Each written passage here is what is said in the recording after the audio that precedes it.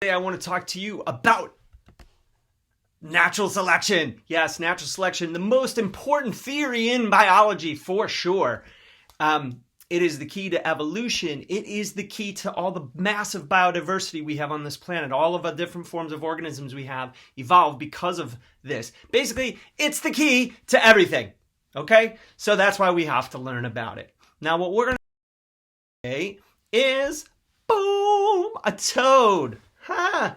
Cute little guy. Look at how cute he is there. Now, this toad is from the family Biphonidae, meaning a true toad.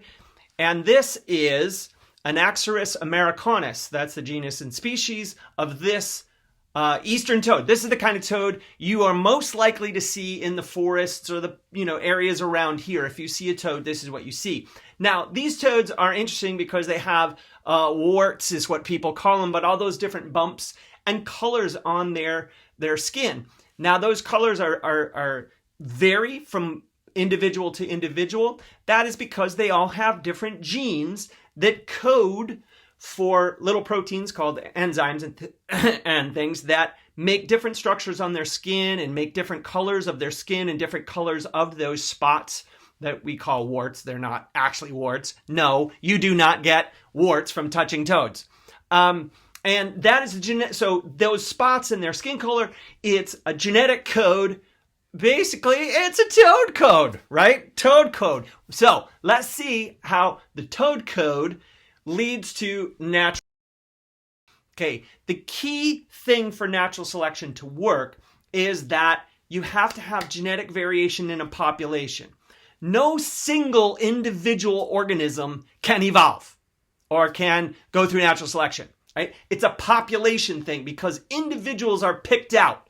Now, one individual might adjust to living in a different climate or something or assimilate, but that is not natural selection. So remember that. Natural selection has to do with the entire population being selected for.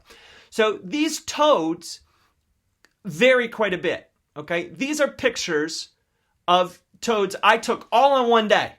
Look at that last one. You can't even see him. Bloop. He's almost black there, right? He's so dark brown. But you can see the spots are different. The skin is a little different colored. Now again, all those different colors are the result of different genetic changes in the genes. See how I made this little cartoon DNA with different colors in there representing different DNA bases.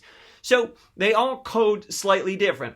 So that's the key. There's some genetic variation in a population. Then if there's a say, oh, an eastern garter snake, which likes to eat these toads when they're babies sometimes. And these different toads come in different patterns. See how there's dark ones and lighter ones and sort of medium ones. Well, they become snake snacks, and that is a selection pressure in their environment, right?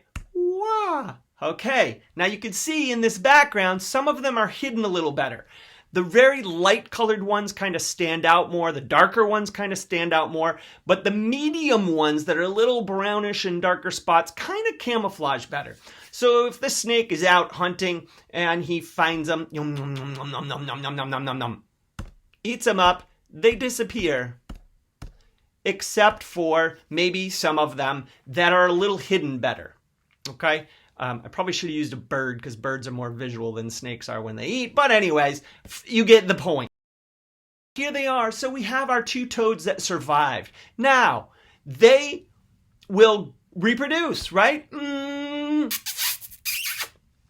And those two toads, if they mate, they are going to have offspring. Now, since they are genetically similar and have that medium, darker brown pattern, their offspring are going to inherit those genes, right? The genes are inherited. And that is a key. That's a key for natural selection. It's got to be genetic, right? You can't just learn it. If this toad just painted itself brown, it wouldn't have babies that were brown, right? It's got to be in the genes. The next thing that happens is those babies might survive. And Now, again, there's still going to be some genetic variation in the population, probably because some of the darker and lighter ones will still survive, and some of those genes still exist within the codes of even the medium ones. So you can see in this population I have here, I've got one darker one and one lighter one, but mostly the medium color. Now, if this pattern repeats itself and the medium colored pattern is more likely to survive and more likely to reproduce, over time we will get more and more of that pattern, and the population will shift towards having the pattern and the adaptation and the traits that are better suited for that environment. And I mean, it could lead to evolution of a new species even, but this is how natural selection works, right? And it's population based.